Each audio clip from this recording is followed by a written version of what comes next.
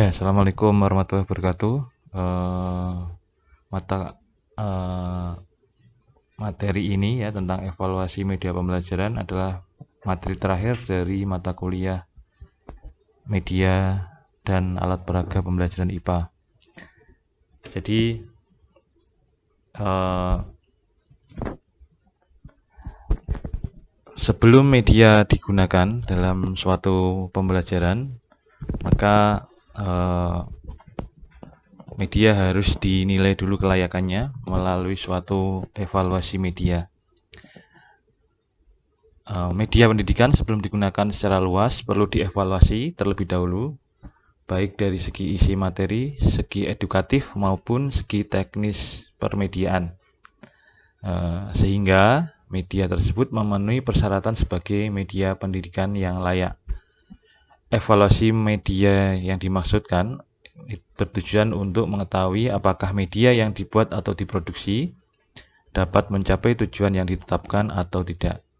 Hal ini penting untuk diperhatikan dan dilakukan karena banyak orang yang masih beranggapan bahwa sekali mereka membuat media pasti baik dan merasa tidak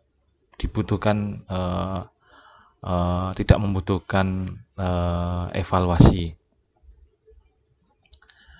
Tujuan evaluasi media pendidikan yang pertama adalah memberikan pedoman kepada instansi pemerintah dalam mengadakan media pendidikan yang bermutu. Kemudian yang kedua, memberikan pedoman kepada guru dalam membuat media pendidikan yang bermutu. Kemudian yang ketiga, memberikan pedoman kepada produsen dalam memproduksi media pendidikan yang bermutu. Kemudian yang keempat, melindungi sekolah dari penggunaan media pendidikan yang tidak dapat dipertanggungjawabkan dari segi teknis kependidikan.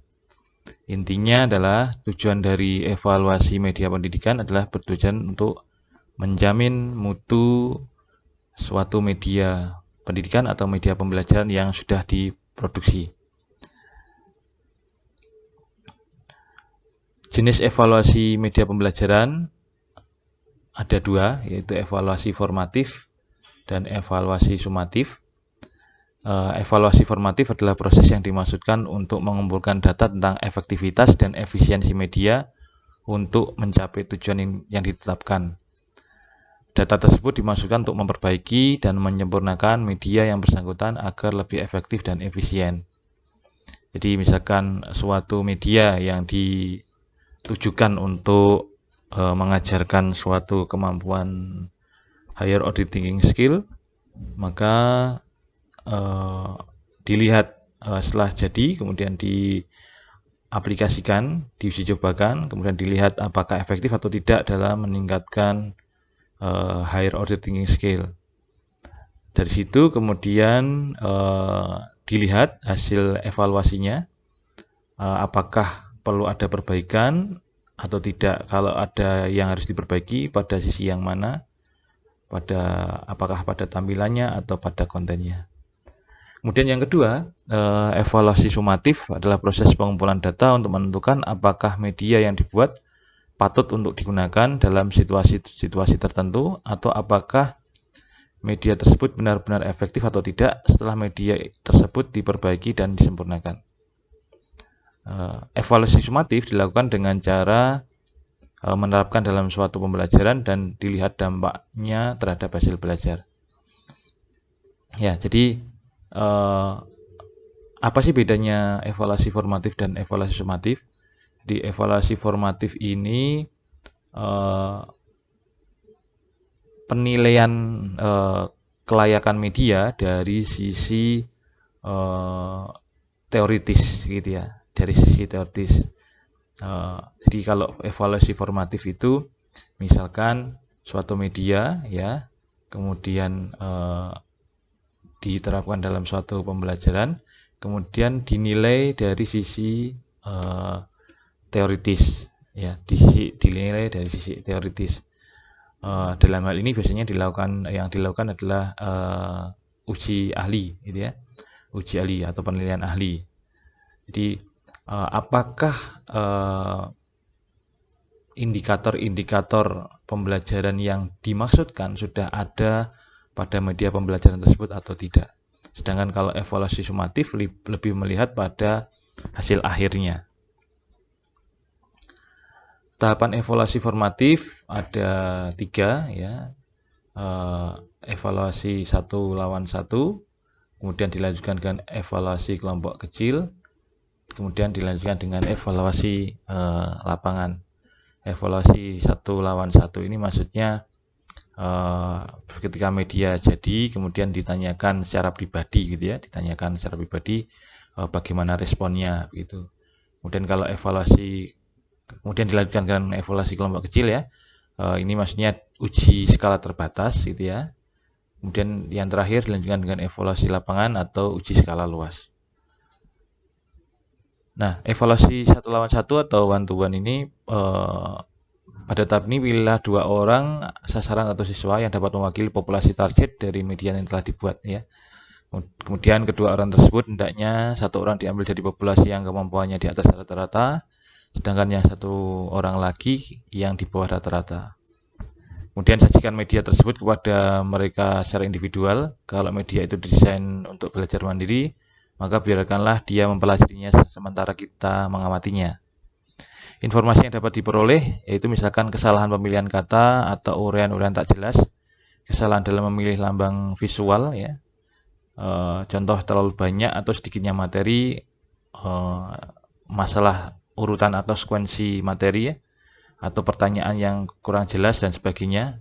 Artinya ketika diminta untuk mempelajari media tersebut, responden atau siswa itu akan kita lihat apakah dia merasa terganggu atau tidak ketika menggunakan media tersebut. Merasa terganggu dalam hal ini adalah gangguan yang ada pada media tersebut, misalkan petunjuknya kurang jelas atau gambarnya kurang jelas dan lain sebagainya, responden diminta untuk menyampaikan apa yang mengganggu dari media tersebut untuk kemudian dijadikan sebagai bahan perbaikan. Pada evaluasi kelompok ini diuji cobakan kepada sasaran atau siswa kurang lebih 10-20 siswa yang dapat mewakili populasi target ya. Siswa yang dipilih untuk uji coba ini hendaknya mencerminkan karakteristik populasi. Kemudian usahakan sampel tersebut terdiri dari siswa atau sasaran berbagai tingkat kemampuan. Misalkan ada yang pandai, sedang, atau kurang pandai, harus diwakili. Kemudian dari jenis kelamin, laki-laki, perempuan, kemudian usia dan latar belakang. Kemudian evaluasi lapangan, evaluasi yang terakhir pada evaluasi formatif ya. Ini adalah tahap akhir dari evaluasi formatif yang perlu dilakukan.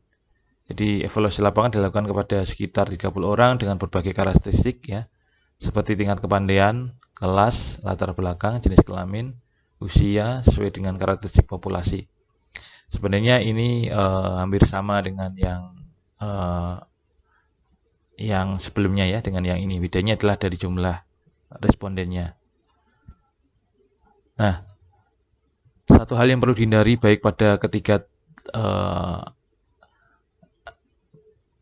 hal yang perlu dihindari ya pada tahap evaluasi formatif yaitu efek halo. Efek halo itu adalah muncul apabila media yang dicobakan pada responden yang salah.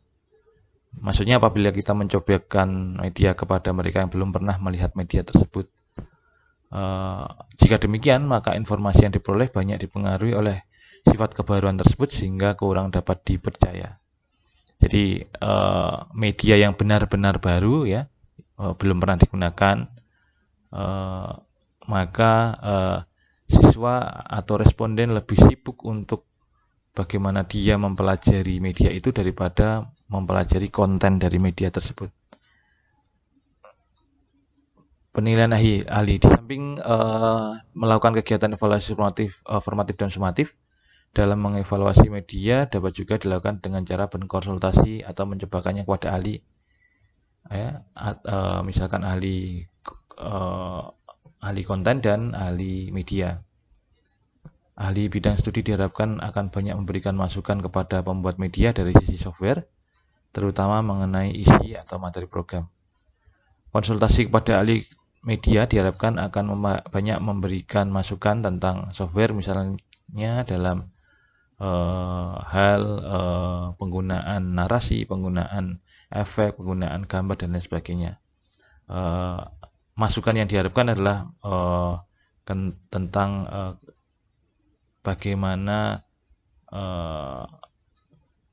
kelayakan ya dari media tersebut, apakah media tersebut proporsional dalam menyajikan gambar, dalam menyajikan suara, dan lain sebagainya. Nah, ketika kita akan menyajikan ketika akan mengevaluasi suatu media pembelajaran perangkat lunak, maka setidaknya harus ada 3 aspek ini ya untuk kita evaluasi. Yang pertama aspek rekayasa perangkat lunak, yang kedua aspek desain pembelajaran, dan yang ketiga adalah aspek komunikasi visual. Aspek rekayasa perangkat lunak ini ada banyak sekali ya, ada efektivitas dan efisiensi dan sebagainya ya. Ini silahkan nanti bisa dibaca sendiri. Kemudian untuk aspek desain pembelajaran ada banyak sekali ini yang ini aspek penilaiannya ya. Kemudian aspek komunikasi visual ada banyak juga ini, silahkan nanti bisa dibaca sendiri. Demikian pada pertemuan hari ini ya. Tugas Anda adalah dari paparan tadi Anda diminta untuk membuat suatu lembar validasi yang sesuai dengan karakteristik dari media pembelajaran yang Anda buat ya. Aspek-aspeknya tadi contoh-contohnya ada, tapi Anda bisa mencari sendiri di jurnal-jurnal penelitian ya. Bisa dikembangkan sendiri. Yang penting di situ adalah ketika Anda memasukkan aspek-aspek penelitiannya ya, Anda harus punya landasan teori untuk membangun pertanyaan-pertanyaan pada lembar validasi. Demikian saya akhiri. Assalamualaikum warahmatullahi wabarakatuh.